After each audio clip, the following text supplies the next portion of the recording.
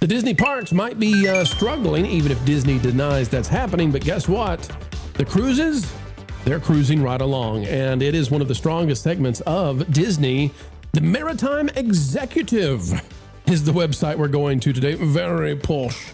It has this headline: Disney provides a peek at the next phase of its aggressive growth strategy. And when they say aggressive, they mean it. The number of ships that Disney is building, the amount of money they are pouring into Disney Cruise Lines is incredible. Now, what you need to know as we read this is that Disney told us a couple years ago that they were doing this turbocharging. Turbocharging. Ron, you remember turbocharging? Turbo. Disney's gone turbo.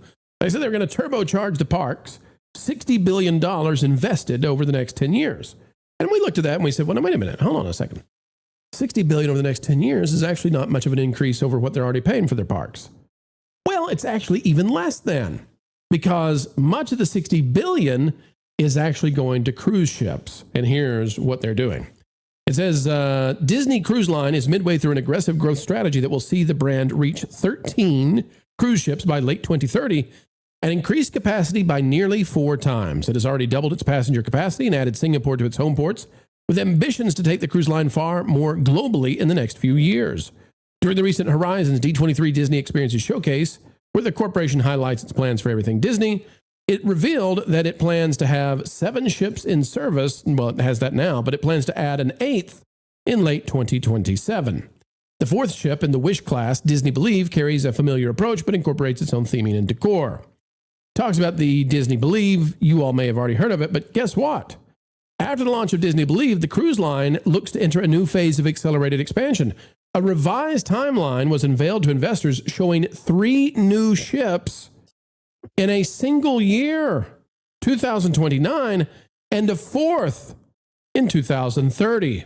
You add those with the one that's coming out in 2027, the Disney Believe, you've got 5 new ships on the way in the next 3 years.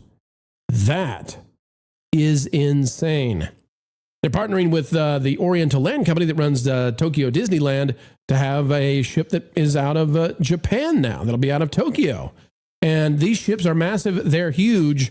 I dare say, panel, that it looks to me like Disney is determined to make the cruise line be just as big as the theme parks. Erika, 5 ships, 3 years. Each one of these things is like, I don't know, 5 hotels combined into one.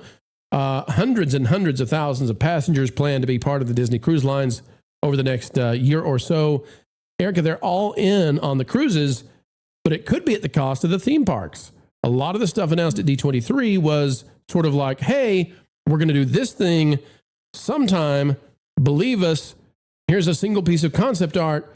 Trust us, bro. We're going to do it right this time, sometime in the future. Meanwhile, the real growth is in the ever popular Disney cruises. What do you think about that choice right now from Disney? I mean, I guess I'm really surprised that that many people really cruise. I'm kind of shocked at the amount. I guess business is good for Disney Cruise Lines and cruising in general. I've never been on one, and to me, they're expensive. But I've heard some people call them a petri dish at sea. I don't know if that's yeah, I know, but I've heard really great things about the Disney Cruise Line. So if it's going that great and they want to grow that, I don't know. I kind of don't blame them, but at the same time, it shouldn't be at the cost of the parks. To give you an idea, Erika, only 1 million people take a Disney cruise every year. 140 million people visit a Disney theme park every year. Okay, then why isn't Disney looking at that and making a decision as to, meh? Because, and I agree with you, I think the theme parks still should be where they're investing. But the reason is because 140 million visit the theme parks every year. Only 1 million take a Disney cruise. They're looking at that difference and they're saying, we can lift the cruise lines 10x. We can get to 10 million if we just keep building ships. We can do this. We can do this. We can do this. And so that's where the company is seeing they have a growth opportunity. Now, by claiming that they're spending, $60 billion over however long, and people think, well, that's all going to theme parks. The reality is it's mostly going into cruise ships now, it seems, because the cruise ships are insanely expensive. And you might get a new, a ride at Disney every once in a while, but an entire cruise ship, this is like building 5 new theme parks in 3 years, but nobody is really talking about it that way. Hey, I'm all for the Japan one because I know that ship is most likely going to Okinawa, and I am exceedingly biased about that. What are you talking about? You love Okinawa? I lived there for 3 years. So all right. I love Okinawa. So that'll be a cruise I will want to get on. Word on the street is that ship's going to be built with different types of accommodations and different standards because there's an expectation from the Japanese on cruises. They have a different desire. I don't know exactly what that would be. Do you have any idea what might change there? I would imagine the quality of the food would have to be different because Japanese guests on the cruise ship probably have a much higher desire for healthy, fresh food that's not instantly fried. Well, their main diet in Japan is seafood more than anything, but they're also going to have to accommodate a little bit of us that are, Americans, especially military. There's a lot of military in Japan. I think they'll figure it out. They'll have a good balance. And Japan's food is golly, it's phenomenal. I'm not even worried about it. Right. Ron, I don't think people tend to understand where the money's going with Disney. It's flowing to the cruise ships. This is where, the fact that they're building 5, they're going to have 5 new cruise ships over the next 3 years. And each one of those cruise ships is probably on par with building a theme park. It's amazing where Disney is putting the money.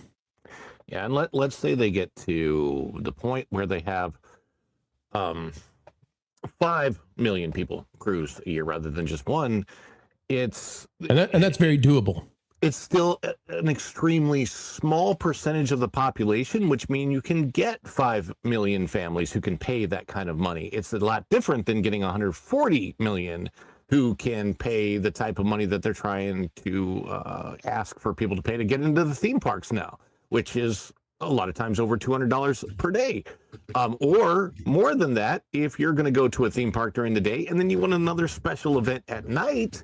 If you might pay $150 or more to get, to go to Epcot during the day, and then you want to take your family to Mickey's Very Merry Christmas Party at night, then you're probably paying more than $150 a day. You could be spending, I don't know, $300-$400 per person per day for a theme park vacation before you add lightning lanes, before you add food, before you add the resort. So even it's all coming up to where I think that Disney has been really trying to get to a completely different demographic. They want wealthy Disney fans. You think it's about the margins. You think that the guest who's on the cruise ship is probably paying a lot more money and Disney spending a lot less money on the passenger who it's all inclusive and Disney can set all the standards and everything versus the theme park. I know this for a fact.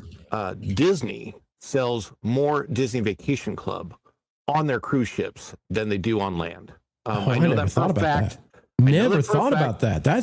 Thank you for telling us that. I did not know. Yeah, the reason I know that is because when I worked for DVC, the numbers would come in for the sales guides, and the sales guides that worked on the cruise ship made a lot more money than the ones who worked on land. Some of those sales guides made over and this was 10 years ago, made over $600,000 a year. And that's on commission. On their commissions, yeah. So why didn't everybody? Why didn't the theme park folks say, I want to be on a cruise? Give me half the year on the cruise. They did a lot of depending on their living situation. Obviously, if you're going to be on a cruise, it's a lot easier if you're single and that kind of thing. But the cruise, most of the DVC people want to try and get on the cruise teams. Well, I had not put that together, but that's a good reason. And so the other thing too, Ron, is look how fast Disney is building DVCs versus theme park stuff.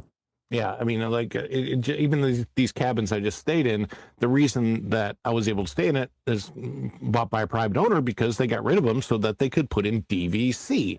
And they apparently, I guess they couldn't convert the current cabins to DVC because they never had been. There must be some legal reason for that too. But But that's what happened. They got rid of all the old Fort Wilderness cabins, brought in new ones, and then they could market them and sell them as DVC. And then, of course, they have a new huge DVC property going in the footprint of what used to be River Country.